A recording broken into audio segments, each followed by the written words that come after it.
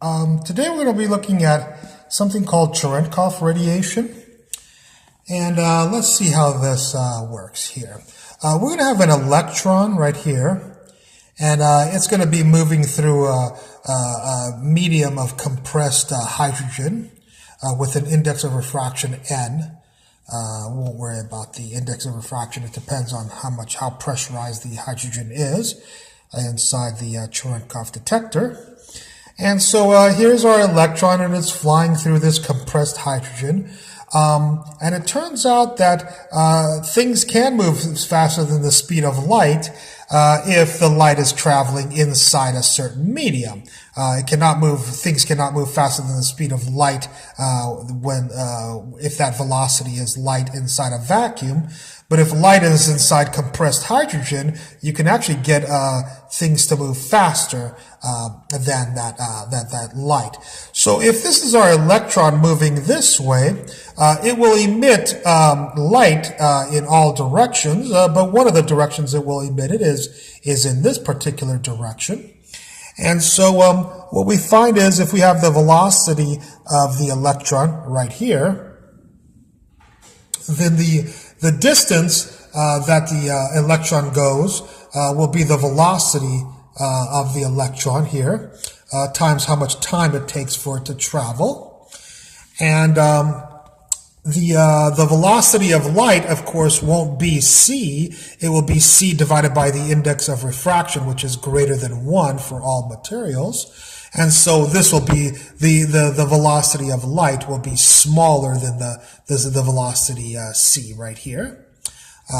So it'll be c over n. And if you want to know the distance that the light goes, it will be the velocity times its time. The velocity will be c over n times t. So this is the distance that the light goes. This is the distance that the electron goes. This will be a 90-degree angle right here. So this distance will actually be bigger than this distance right here. And if it's in the exact same amount of time, and you go a bigger distance, then the electron will be going faster than the light right here. Okay? And so we can see a triangle here, a right triangle, and we can write an equation for that right triangle. And that equation, of course, you have, here's the angle theta. And this side we know, and this side we know. We know the hypotenuse, and we know the adjacent. And if you have the hypotenuse and the adjacent, of course you have a cosine story. So the cosine of theta is the adjacent, the distance the light goes, divided by the distance the electron goes. So that's our preliminary equation. And do you know the distance that the light goes? Yeah, I told you it's Cn over t. That's a Cn over t is the distance light.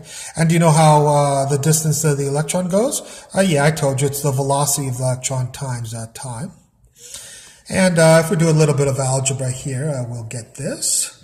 And so we can solve for the velocity of the electron. So what we do is we detect what angle theta we get a Cerenkov radiation at. And if that angle is 30 degrees, and we know the index of refraction because we know the pressure inside the chamber is whatever, maybe 1.3 or something, or 1.2, and we know the speed of light, we will know what the velocity of the electron is right here, and it will be larger than the speed of light right here. If the angle is 0 of the radiation, then the Cerenkov radiation will go straight forward. Otherwise, it will go at a specific angle of theta. So this is what we want to do. Is we usually want to find out what the velocity of the electron is, so that we know its kinetic energy and can calculate what the reactions it does with objects that it hits. Just as a side note, and just a little bit of autobiography of myself. When I worked at Fermilab back in 1905, yeah, when Einstein wrote his paper. In 1985, I worked at Fermilab. We worked on a experiment. I believe it was E705. And one day, I was only a 21-year-old kid, and a 40-year-old professor that I worked with said, "Hey, how'd you like to calibrate the Cherenkov detector?" And I thought, whoa, that sounds really cool. I'm sure we'll be using lasers and all sorts of things to do that. And he goes, "No, here, grab this flashlight, and I need you to shine it inside." It was a cylinder about the size of a trash can. The only difference is the walls of the cylinder were at least an inch thick of metal, and there were holes. There were a couple of holes here where the beam line allowed particles to go in, and this would be where you have your pressurized hydrogen inside here. And the beams would come out. The beam particles would come out right here to a scintillation muon detector wall, which housed several things, and as well as some photomultiplier tubes, which I had a hand in building from scratch, probably about at least 30 photomultiplier tubes. Anyway, so I shined the beam in, and he did some sort of calibration, and apparently just a flashlight. I didn't do electrons or protons or antiprotons or muons or anything like that. I just shined a flashlight, and he was able to measure it, make sure that the angle was. I don't know how he did it, but he did it. So I helped calibrate a Cherenkov detector in Fermilab a long time ago.